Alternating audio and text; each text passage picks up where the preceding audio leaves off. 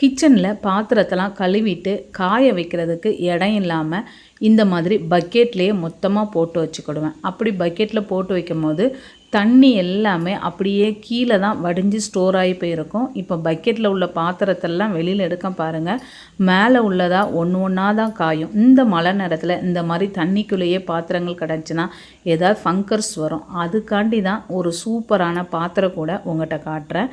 இந்த கூடையில் கீழே நல்லா தண்ணி வடிகிறதுக்கு ட்ரே கொடுத்துருப்பாங்க. கிச்சன் ஃபுல்லாக தண்ணி சலசலனும் ஆகாது.